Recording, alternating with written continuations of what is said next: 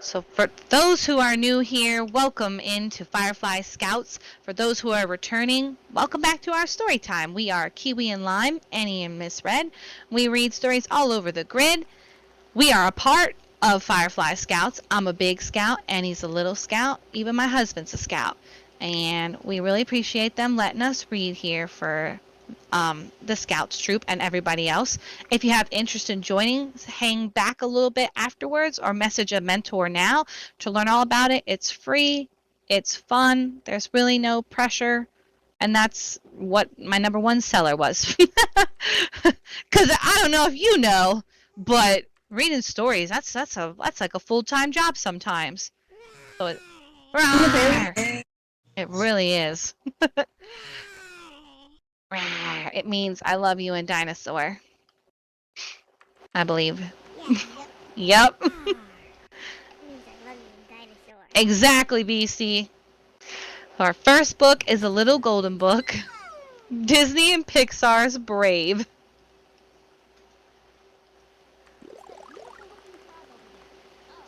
Oh, thank you. Thank you, Spice. A princess rises early. A princess doesn't doodle. A princess is patient, cautious, and clean. Queen Eleanor had many rules for how to be a princess. Mirda, her daughter, hated all of them. Only when she was alone did Mirda feel free.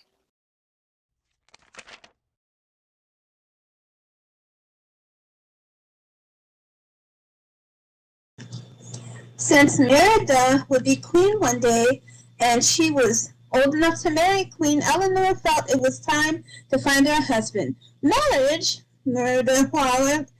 Queen Eleanor and King Fergus invited the oldest sons of 3 lords to compete in the royal games.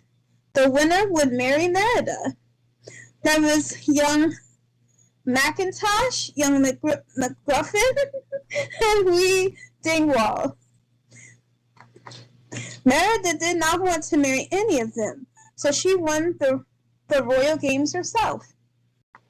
Ooh. Right. Queen Eleanor was furious. Mirda was angry too. She was tired of always having to do what her mother wanted. Mirda lost her temper and she slashed her sword through a family tapestry right between the images of her and her mother. Then Mirda jumped onto her horse and rode away from the castle. When she came upon a ring of stones, she saw a flickering blue light.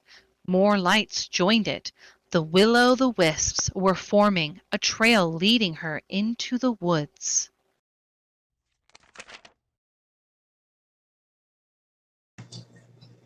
Merida followed the will-o'-the-wisp to Woodcarver's cottage, but the woodcarver was really a witch. She offered to make one spell for Merida. Merida wanted a spell to change her mother's mind. The witch agreed to do it and started brewing something in her cauldron. When she was done, she gave Merida a spell cake. Ooh. That looks gross. Back at the castle, Mirda brought the cake to Queen Eleanor. She hoped that it would make her mother change her mind about the marriage. Instead, it changed the Queen Eleanor into a bear. Oh no! What had Mirda done? Years earlier, a giant bear named Mordu had bitten off one of the king's legs, and now Fergus heard a bear. He sensed a bear.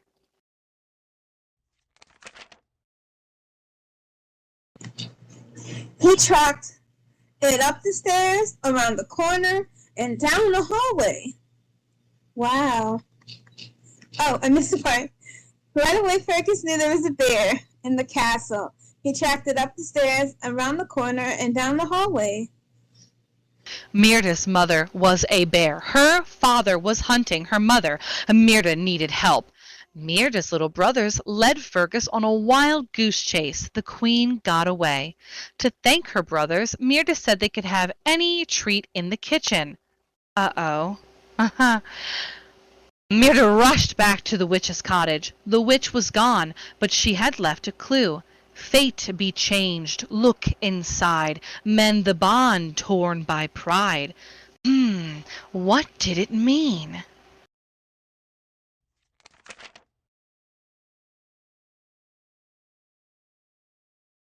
In the woods, Merida and her mother learned to work together.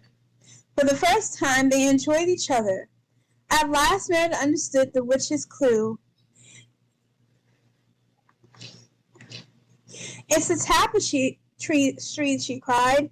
Mend the bond torn by pride. Must mean fixing the tapestry would make her mother human again. At the castle, Fergus spotted Eleanor. He thought she was a wild bear. "Mom, run!" shouted Myrda. Fergus and the other men chased Eleanor. Myrda chased the men. Her brothers helped. They were bears now, too. They had eaten the spell cake. Myrda had to fix the tapestry fast. The hunting party closed in on the bear and tied her to the ground. Fergus raised his sword, but Myrda stepped in and blocked his blow. She had saved her mother just in time. Wow. Suddenly, Mardu appeared. When he turned toward Merida, her mother broke free from her ropes. She fought Merida and won. The evil bear was crushed by a giant stone. Ooh. Even though the tapestry was fixed, Eleanor was still a bear. Myrda threw her arms around her mother. "I want you back, Mom," she said. "I love you." And those words her mother changed back into the queen.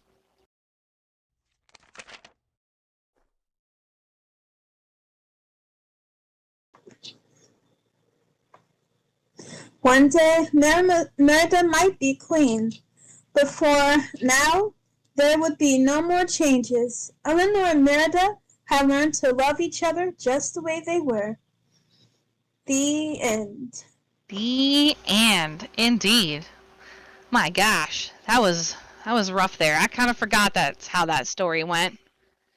That's pretty much the whole movie right there. If you haven't seen it, you've just seen it. It's the too long didn't read edition.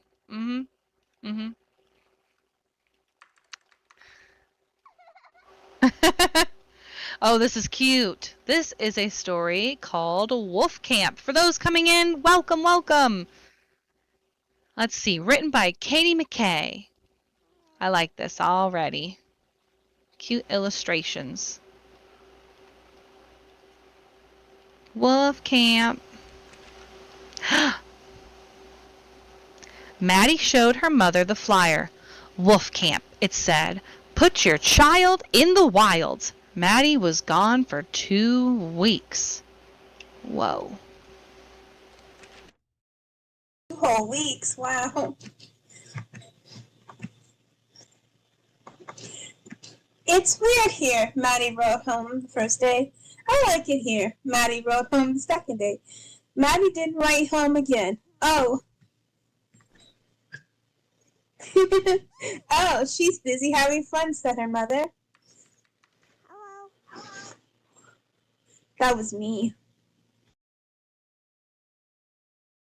Hey, Jay, welcome in.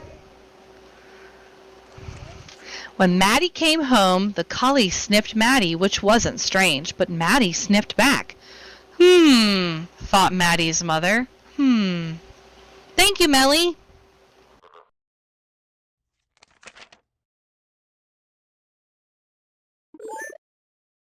That evening, the collie did what he always did. He begged for food. Maddie's mother did what she always does. No, she said. Of course the collie ignored her, but Maddie's lip twitched, and she growled, which sounded like gravel grinding in her belly. The collie sunk away. Oh. The next day, Maddie was walking with her mother. A squirrel crossed their path. Maddie chased. When she returned, her tongue was flapping.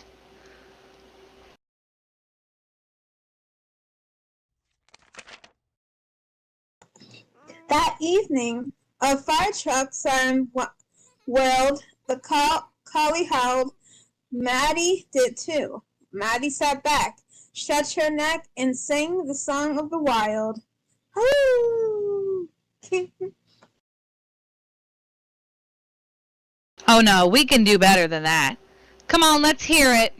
Let's hear them howls. Hoo! Oh, yep, I knew it. I knew y'all had it in you. There you go. Ow!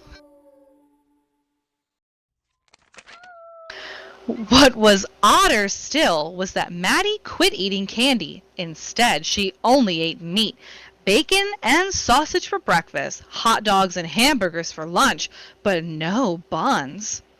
Huh.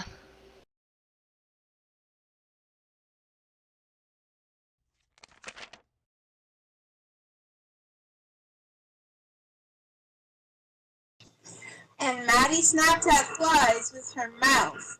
Luckily, she never managed to catch one.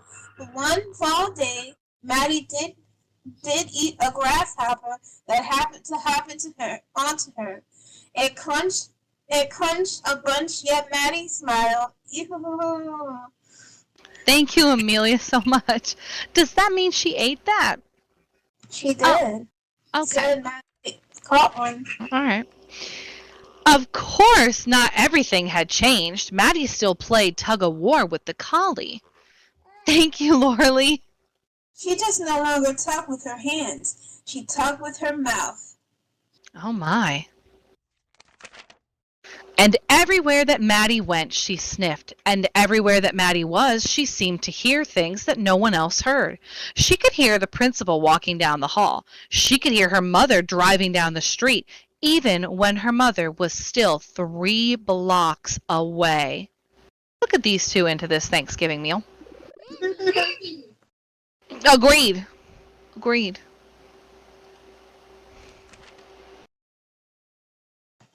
Months passed, and Maddie sniffed less.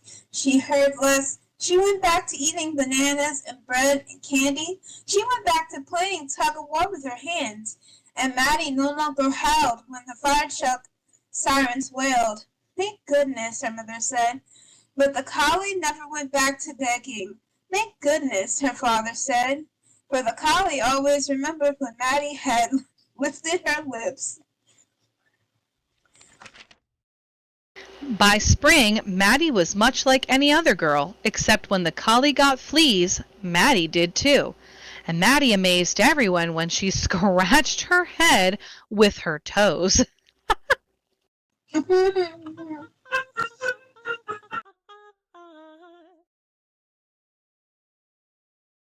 I really waited for that gesture to finish with the rest of that. Perfect. That day, Maddie showed a flyer to her mother. Bear camp, it said, perfect for the wild and your child. It's weird here, Maddie wrote home for the first day. I like it here, Maddie wrote home the second day. Who does that sound like, Annie? Me? Maddie's mother stocked up on honey and filled the bathtub with big old fish. Maybe we'll get lucky and she'll hibernate, her father said.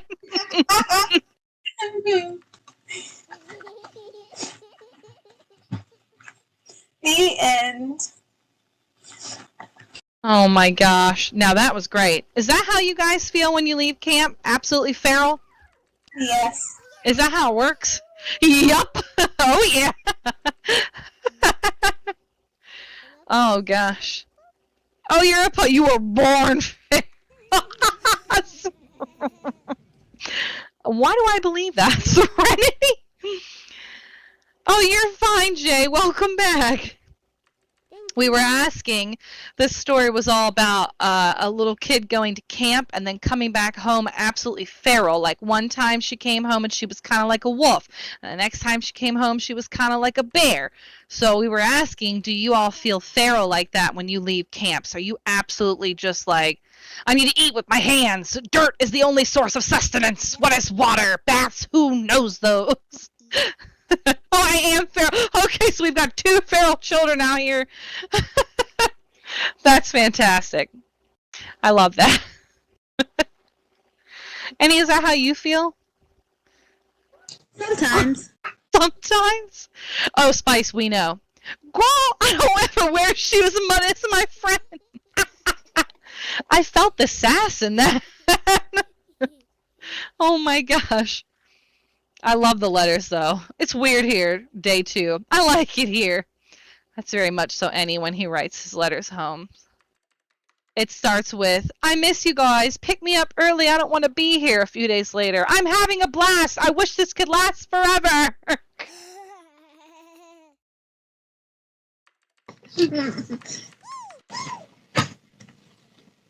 Oh no, Spice. Dayshu, you lost your 3 completely. Just gonna take a deep breath and say that again. You don't wear shoes, so you already lost them. Free the feet. Yeah. Day 4. Yeah, I guess we forget to pack hairbrushes, huh? Gosh. Oh my goodness. For those who are just coming in, coming back, or joining us, we are Kiwi and Lime Storytime. If you're new here, welcome. We're reading for Fireflies Scouts today. Oh goodness. Spice just sent me a protest sign for camp. Maybe I need to make a parent sign. Give me back our children. Heck no, we won't go. Is that what you're saying? That's a sign, probably. I think this one said free the feet. No, we won't go. No, we won't go. Heck, no, we won't go. Say it, Jay. Oh, there is a free to feed sign. Heck, no, we won't go. Heck, Oh my no, gosh. We won't go. Heck, no, we won't go. Bathe my kid at camp sign so they don't come home stanky. That's brilliant, Serenity. Oh my gosh. We've got a free the feet sign out.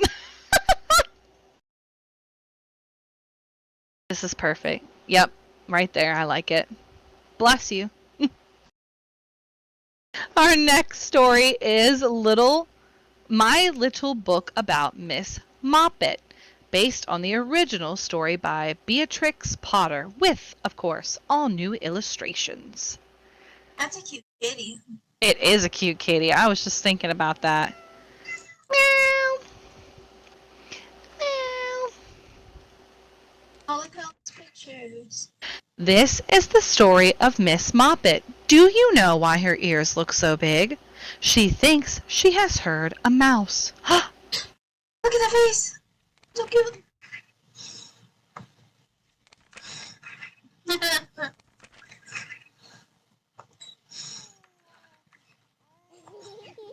This is the mouse peeping out from behind the cupboard and making fun of Miss Moppet.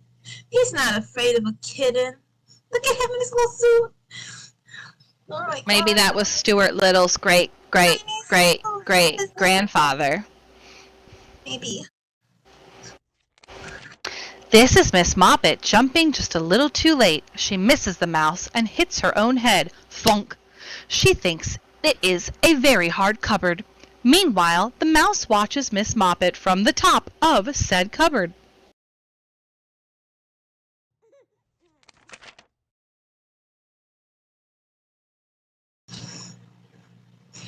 Miss Moppet ties her head up in a handkerchief and sits before the fire.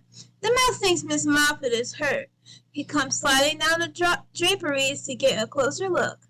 Miss Moppet looks worse and worse. The mouse comes a little nearer. Miss Moppet holds her poor head in her paws.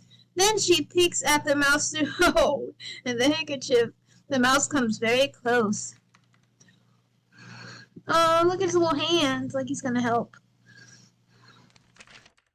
And then, all of the sudden, Miss Moppet pounces on the mouse. She catches him by his little tail. Uh-oh is right. Because the mouses tease Miss Moppet, Miss Moppet thinks she... Because the mouses tease Miss Moppet thinks she will tease the mouse. She ties him up in a handkerchief and tosses it about like a ball. Why not? Why did she need the mouse for that? She could have just tied the handkerchief in a ball. All right, let's see. But she has forgotten about that hole in the handkerchief. When she unties the handkerchief, there is no more mouse inside. I'm tiny. He probably got out already.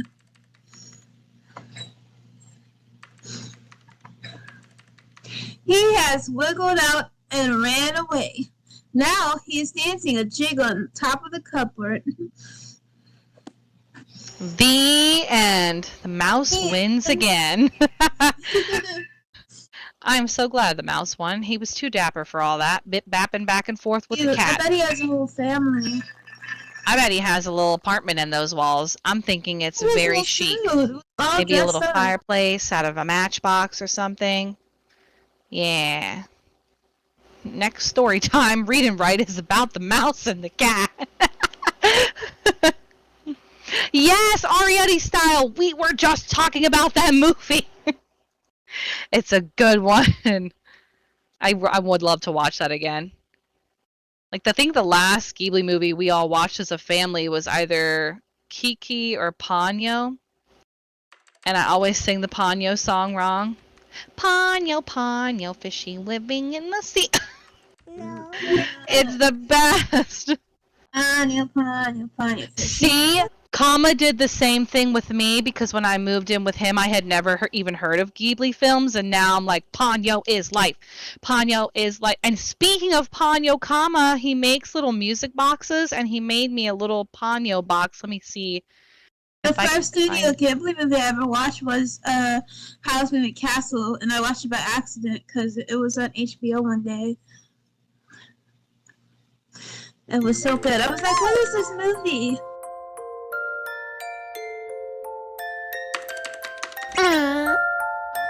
Could you really be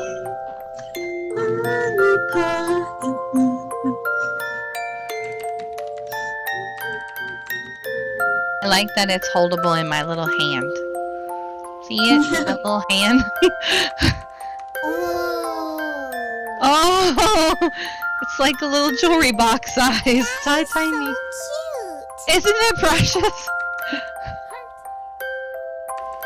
Oh, that's awesome. Easy for streaming parties.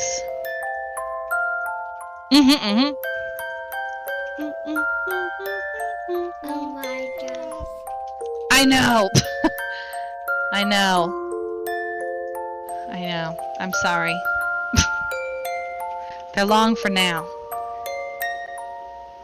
Yes, comma. Exactly.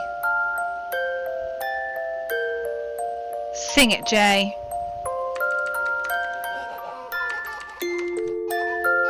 Okay. I'm turning it off. But just know I'm a sucker for music boxes, so if you ever find any music boxes, you know, just let me know. We have a whole shelf full of them, and it used to be in my room. Yes, I have like almost the entire Disney set that Knock had released as a gotcha way back in the day. Way back. And that's why so like the first thing I bought with my nuggets when I had saved enough nuggets up here was the Ponyo bowl of ham, like the ramen. I was like, I just need 25 golden nuggets, guys. Just need the Ponyo ramen and I'm set for life. I only have 2 nuggets now, but it was worth it. Worth it. I loved Knox music boxes too. I almost have all of them, and way before gotchas ended, I remember messaging the creator and being like, hey, I'm never going to give these away, so can I trade you the no copy for one with permissions? And they were like, sure. And so I have them with the permissions, and I'm like, I just need the rest. I have the shelf. I have almost all of them. I love them. They're my favorite. Okay. I digress. We're on to Clifford now.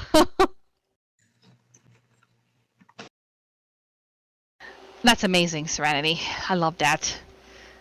Clifford and His Grouchy Neighbors by Norman Bridwell. He's the kid's big red dog. It's the same Clifford you've seen on TV, but this time he's in this good old Scholastic Book Fair book.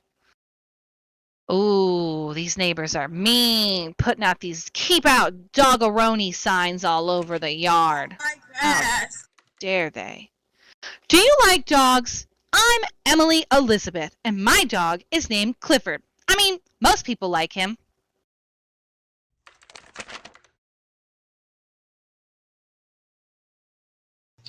But once we had neighbors who didn't like Clifford at all. How could you not like Clifford? These signs say no dogs, keep out. Clifford wanted to make friends with them anyhow. Each day he went across the street to visit. The neighbors acted as if he wasn't there. Clifford isn't perfect. He scratches himself as all dogs do. Sometimes his fur would blow into the neighbor's yard. Oh my. Oh. They did not like that. They are sprinkled with Clifford hair. Oh no. Snort, rumble, wheeze, snort, rumble, wheeze, snort. And sometimes Clifford snores at night. Oh my gosh. That's true, Serenity. I never thought about it like that. Snort! Wouldn't be able to get to work so easily, though. Even a little snoring bothered them. A little snoring? Okay. But Clifford liked them. He liked to listen to the woman singing. Look at her, she's so old. I imagine she's banging on the keys like, I'm the scat man. That's what I imagine she's playing. Once he sang along. I'm the scat man. He sang a little too loudly. Oh no. Oop. That window is broke. Shattered. Clifford couldn't seem to do anything right. When he sat by the fence, the man complained that Clifford blocked the sun from all his plants. One day, Clifford noticed that the tree blocked the sun too. He took care of the tree for the man. Oh no! But the people were not pleased, and Clifford had to put the tree back. Get out! What are you doing? My tree! After that, I told Clifford to stay away from the neighbors. He saw them at the shopping mall. We didn't go near them. Then Clifford saw their shopping cart roll away. While they opened their car, he tried to stop the cart. What a mess. Poor Clifford. Poor people. He's just trying his heckin' best. I told Clifford to never go near those neighbors again. Oh, he's crying.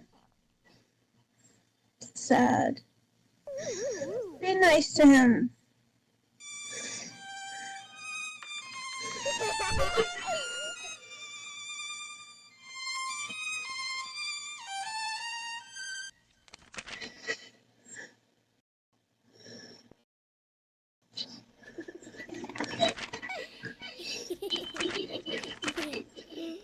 Clifford couldn't.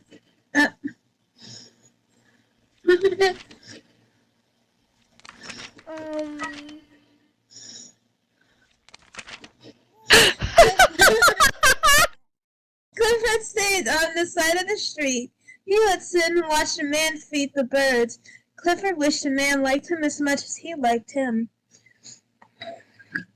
One day, Clifford saw some workmen at the neighbor's house.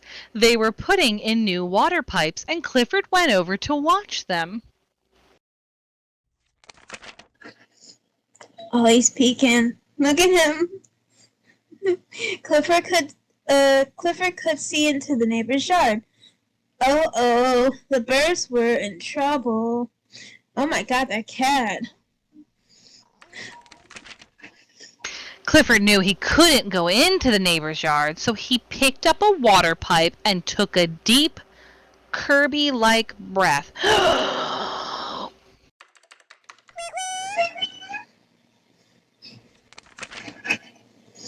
And vacuumed the cat right out of the yard. That was a very surprised cat. The neighbors thanked Clifford for saving the birds. Well, looky here. Look at all the birds. They're happy too. He's not such a bad dog after all, they said. Good old Clifford. Good old Clifford indeed. And that's Clifford. Yeah, it's the end of Clifford and the grouchy neighbors, who wound up really liking him in the end for saving the burbs. Aw, cute. I think I agree with what Serenity said, though. I can only imagine being his neighbor.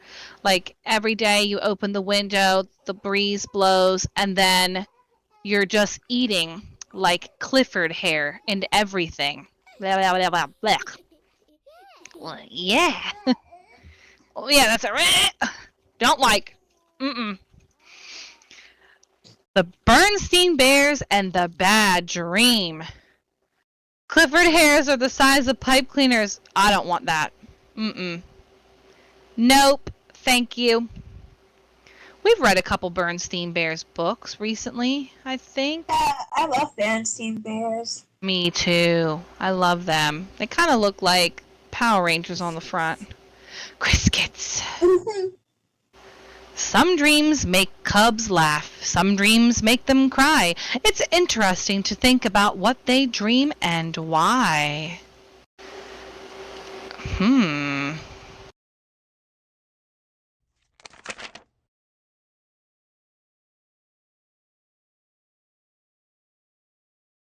Thank you for coming.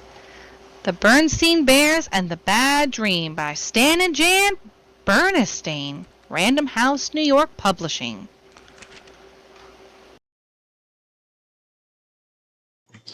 Brother Bear was just crazy about space grizzlies.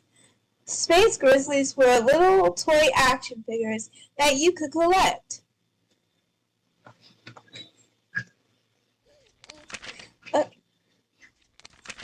Sister Bear didn't like them much. She thought they were dumb and a little scary. Mama Bear didn't mind them except when Brother brought them to the table or left them on the stairs. And Papa Bear didn't care about them either one way or the other.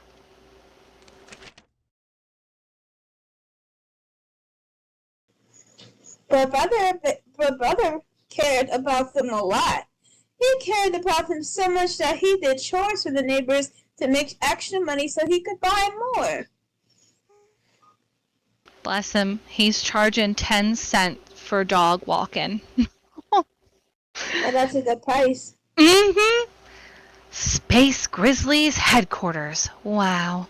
He had quite a few, but the store had even more. A lot more. He was saving up to buy Sleezo's Cloud Castle.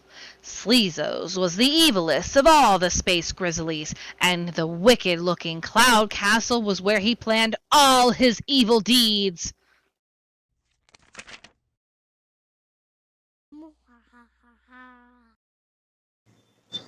When Brother had saved enough money, he went along on a shopping trip to the Bear Country Mall. Made his purchase. The Cloud Castle came in a big box, and he could barely wait to get home to play with it. But as he was getting into the car, he saw something that was even more exciting than the Cloud Castle. Coming soon, Space Grizzlies, the movie, from Bear Country Barn Theater. It was a movie poster. Oh my gosh, coming soon, Space Grizzlies, the movie!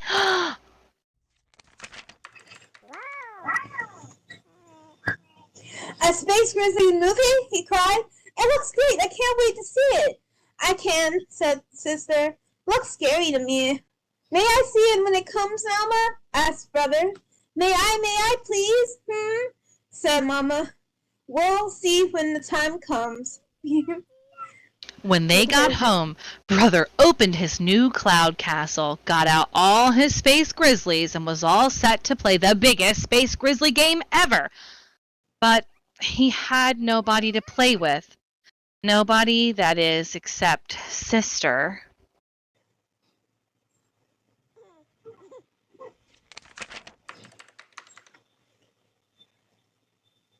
Want to play Space Grizzly, sis? He asked. No way, she said. Oh, come on, he said. I'll play any game if you want.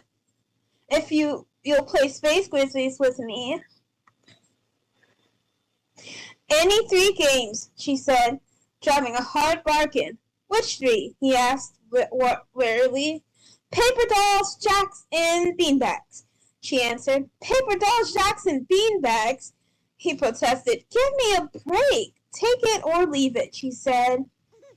He took it. And after some lively sessions of paper dolls, jacks, and beanbags, it was time for... Was it time for? Can someone remind me what it was time for? A nap? Snacks? Cloud Castle! Yes! Space Grizzlies!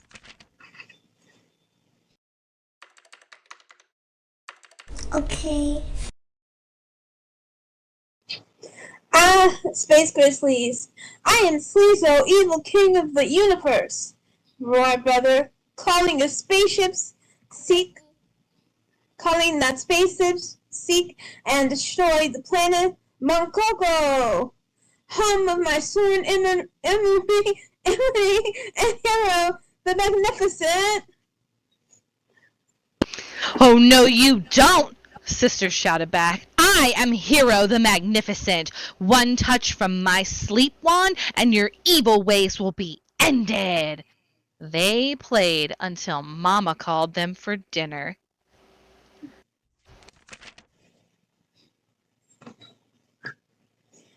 Brother, said Mama, how many times must I tell you? How many times must I tell you? No Space Grizzlies at the table. Papa was taking a peek at their country news.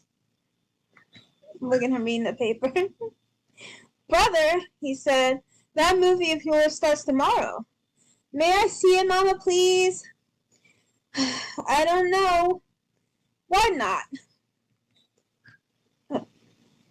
Why not? She asked. We haven't been to the movies in a while. She's looking serious with her spoon. I'm scared of that spoon. I know why not, said Sister, because it's scary. That's no problem, said Papa. There are lots of movies to choose from. He was right. The Bear Country Theater was really 4 movie houses in one, and they were usually 4 different movies playing. This looks good, said Mama. The Magic Toe Shoes. It's a musical about a ballerina. Oh, how fun.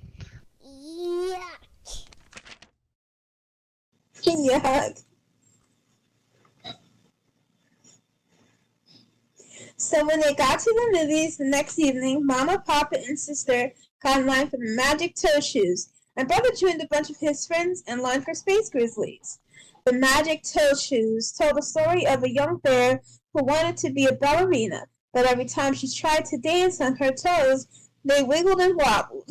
The old ballet master took pity on her and gave her a pair of magic toe shoes, which cured her wiggles and wobbles. Ooh. But on the night of the big ballet, she left her magic toe shoes on the public bus. Without them, she was all wiggles and wobbles again. That's when the ballet master told her they weren't magic at all. They were just ordinary toe shoes. The wobbly ballerina got her confidence back and danced beautifully ever after.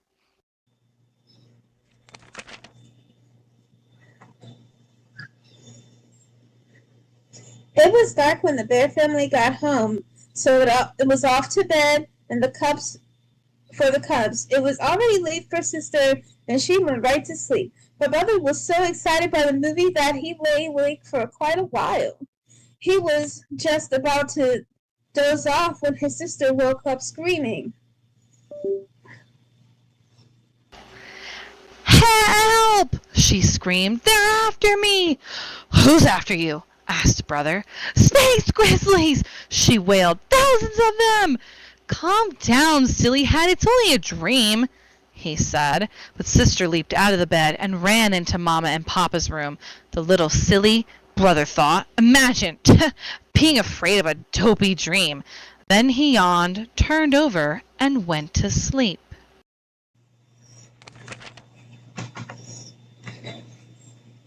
Mama and Papa tried to calm Sister. They took her into their bed and hugged her. Tell us about your dream, said Mama. Dream? Sister said. Well, yes, said Papa. You must have had a nightmare. I mean, that's the word for a bad dream. But it was so real, she said, calming down a little. Well, that's how it is with dreams, he said. It's as if they're really happening, but they're not. They're just in your mind. Can you tell us about your dream? Asked Mama again.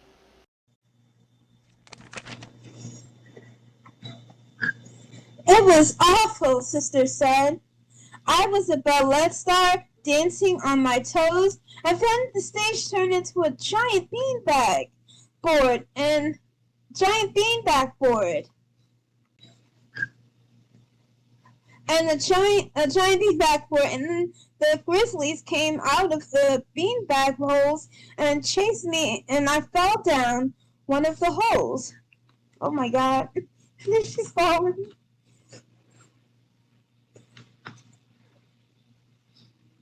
I kept falling, and I woke up. It was awful, she wailed again, and buried her face in Mama's nightgown. Oh, I'm sure it was, sweetie, said Mama, but it was also very interesting. Interesting, Sister said in a puzzled voice.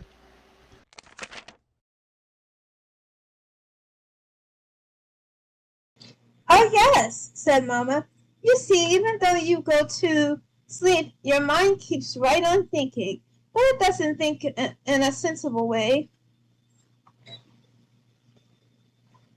It takes all the things you were thinking of or were nervous about during the day and puts them together all jumbled like a mixed-up jigsaw puzzle.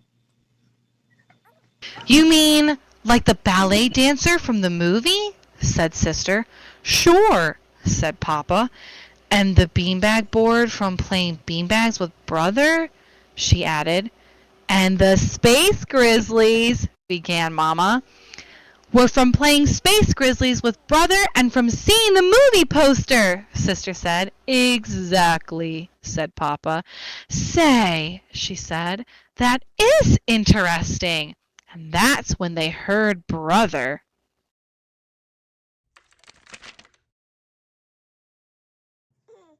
Help! He screamed. They're after me! They're after me! Then he raced into the room, jumped into the bed, and hid his face in Papa's pajamas. Calm down, son, said Papa. It was just a bad dream. A nightmare, added Sister. That's another word for a bad dream. Can you tell us about your dream? Asked Mama. Well, I was eating dinner, and the food turned into space grizzlies, gigantic ones, and they chased me, and I turned into a paper doll, and my clothes were flying off.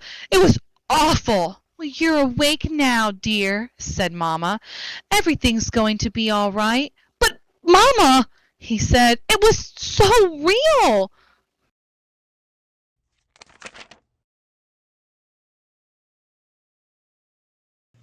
Of course it was, said Sister. That's the way dreams are. Let me explain it to you. And she said, and she did. The end of the Berenstain Bears and the Bad Dream. Okay, that was really cute. I'm not gonna lie. I was equally scared about the Space Grizzly characters. They were looking like scary Power Rangers. It reminded me of the ones from the evil villains from SpongeBob SquarePants. That's a good question, Jay. And I feel like he still does. I think he will. But I think he definitely won't play with them at night, though. Bless you, Kama. But I feel like the paper dolls scared him. I don't know. I found it interesting. He thought he was the paper doll. I would have thought the Space Grizzlies became paper dolls. I don't know. I grew up with the Berenstain Bears too. I also grew up with Clifford. Yep. So. Oh, you're welcome, Beastie. Thank you for coming.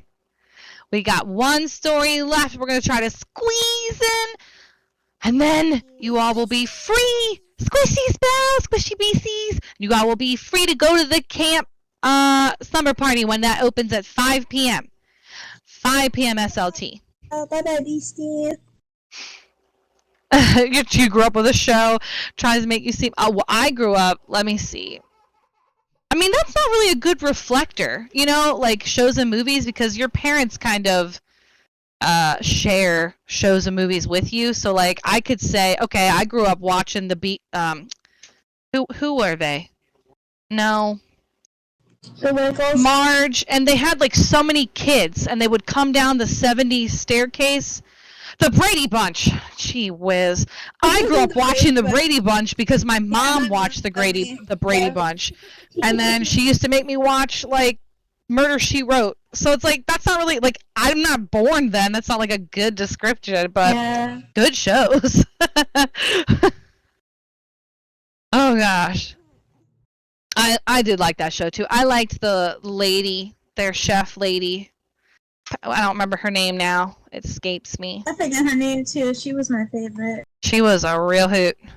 I also watched I Love Lucy, yes. Her name was Alice. Alice, yes, thank you. Yes. I remember that episode when they went to the beach. Yes. I remember one where they burnt the Thanksgiving turkey and she had to tell them. Yeah. So silly. Okay. We're going to try to squeeze in Walt Disney's Little Man of Disneyland. Fun fact, Disneyland is in California and Disney World is in Orlando, Florida. Yeah. A lot of people call Florida Disneyland, but that is not true. Disneyland is in Cali. Disney World, Florida man. That's how you can remember.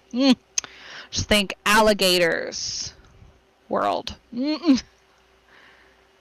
That's true. There's one in Paris and Japan, and each one has a different princess castle, and each one sells different themed merch. I want to go to the one in Japan. The You sea can one? What is that? order merch AC? from the Japanese store. You can do that. Fun fact. But I just want to go there to eat the food. I would like to go there too. Will I ever? Probably not. It's like $1,000 to get on a plane from where I live just to go one way to Japan.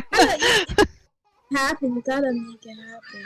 Yes, a Ghibli world. Ghibli, Manifest goodness me. it. Manifest it? Okay. It will not be $1,000. It will be significantly cheaper, and I'll be able to afford it and go. Yeah. Yeah, see? And we will go together. Oh, that would be cool. Real life meetup in Tokyo. Nowhere close to where we are. But we'll make it happen. Little Man of Disneyland by Walt Disney Studios. How do I even say that? Begora. That's a fun fact, Jane. I like to know that. I did not know that.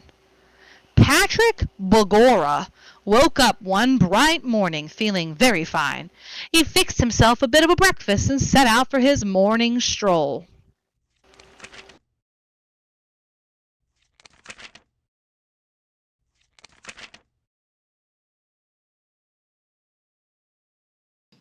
When he came to the doorway of his snug small house at the roots of an old orange tree, Patrick stretched his arms and swelled his chest for a breath of fresh morning air. Then he lit his pipe.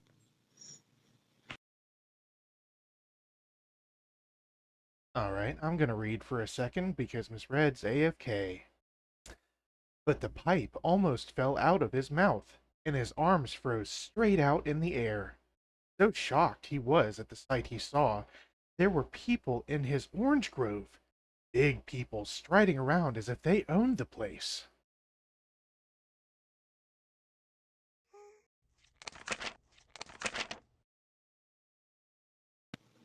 Who are you?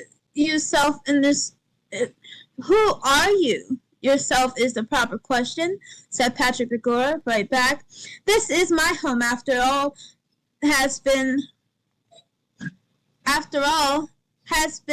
these many years. And what, may I ask you, are you doing here? Acting as if you own the place without so much as a by your leave from Patrick Begora, which is me.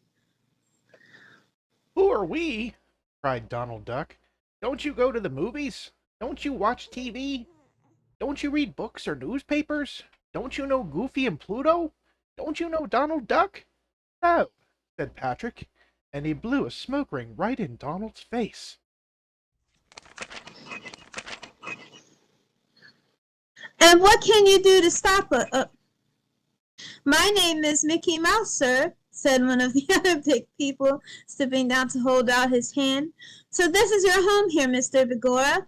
That's it, said Patrick Begorra. And I'd like a little peace and quiet. I'll thank you all to leave at once. Well, said Mickey, I'm afraid we can't do that. You see, we're going to start building here soon. Going to move all these old trees. Move these trees, start building here? Cried Patrick Begorra, jumping up and down in purple rage. Oh, no, you don't. Not while I'm around.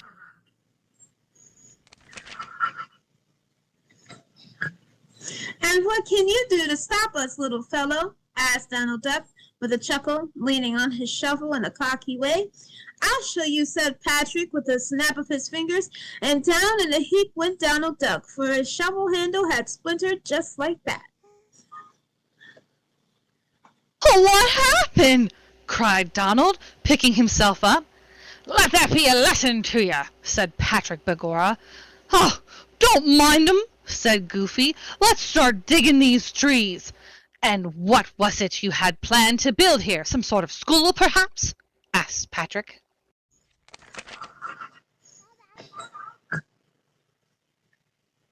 No, a wonderful place called Disneyland, said Mickey, with all his sort of marvelous things. For fun, a rocket trip to the moon for each one, and a wonderful Wild West stagecoach ride, a magic pirate ship that can really fly, and a trip to the mine of the seven doors. Rocket? A rocket trip? Flying pirate ship? You must be out of your head, my boy, said Patrick Begorra. There's no such things. Come along, you'll see. We'll show you the plans. They're back at the studio, said Mickey Mouse. Before he knew what he was about, Patrick Begorra found himself walking along with Mickey and the rest, but he stopped short when he found they opened a door to a strange-looking bubble of glass.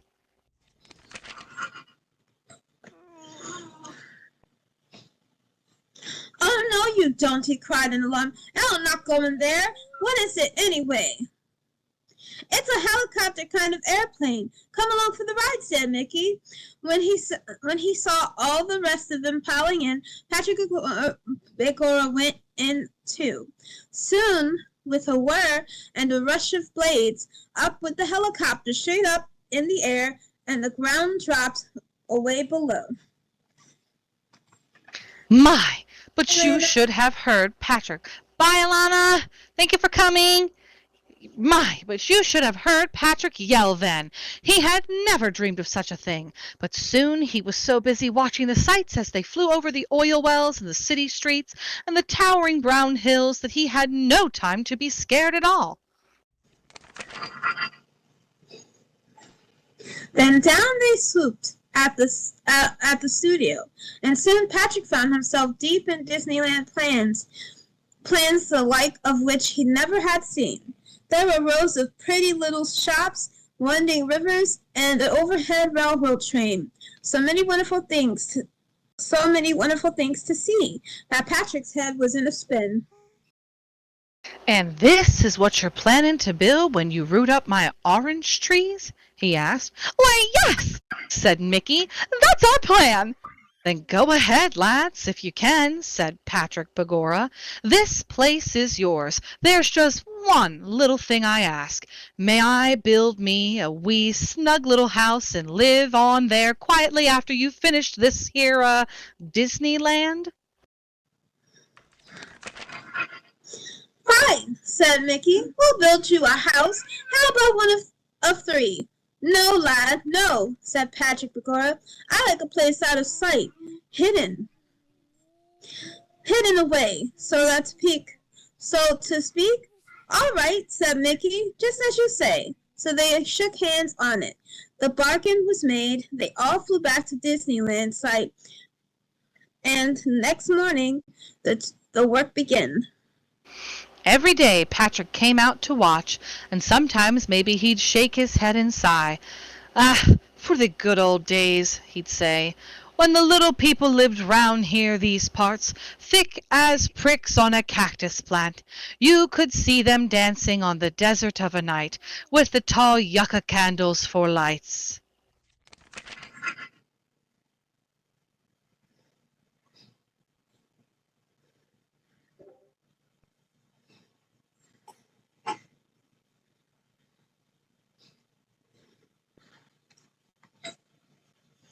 Not another one of them left there now. All moved away when the crowds of big people moved in.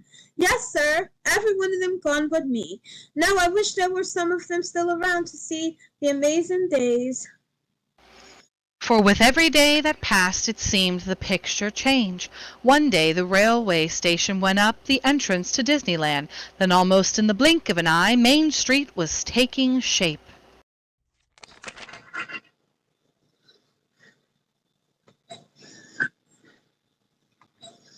Soon it was time for the last three to come out, to one with Patrick's home at its roots. Sorry, Pat, said Mcky. It's gotta go, but we'll find you a good new place. Don't bother, said Patrick. I picked one myself, but he would not say where his new house was. He trundled out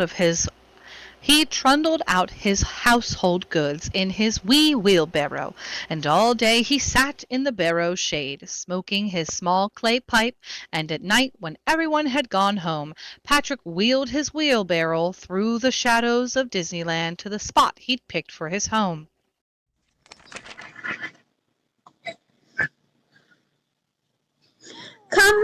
Come morning, he was back on the job, keeping an eye on things. Good morning, Patrick, said Donald Duck. Did you sleep well in your new house?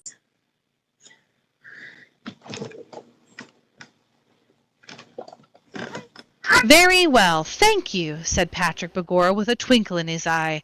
But do you know not a soul has discovered just where Patrick's new house is?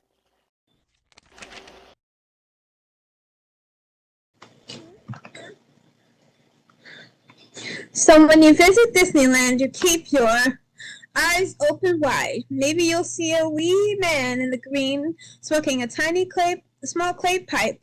Maybe you'll follow when he goes home and find out where he lives. If you do, you'll be the only one in the world who found Patrick Begorra's home. The end. That was cute. I'm thinking he just lives in the wheelbarrow and just wheelbarrows it to and fro. Maybe I'm wrong. That's kind of sad, though. They really uprooted his house in the woods. They really did. To make For Disneyland. I wonder if they did the same thing in Disney World. Gosh. Well, now we all have to keep our eyes peeled for a tiny man in a green suit with a wheelbarrow and oranges. Wherever we go. No more. Right. Thank you all so much for joining us today for Storytime. Feel free to join our Facebook group, our Discord server, in-world group, grab our September schedule, our landmark to our bog. Our next story time is Thursday the 14th at a new location. We will be reading at the Hearth Community Center that is located in the town of Grimlock Roleplay Community. We're excited about that. Anybody interested in joining Scouts that may not already be a Scout, feel free to grab some information to take on home to friends and family. We have several mentors here online and available to answer any questions. Most of them are sitting in the back right now. Spice, Amelia, Melly, and myself. And thank you guys again, and hope to see you when I drop any off at the Camp Cove slumber party tonight.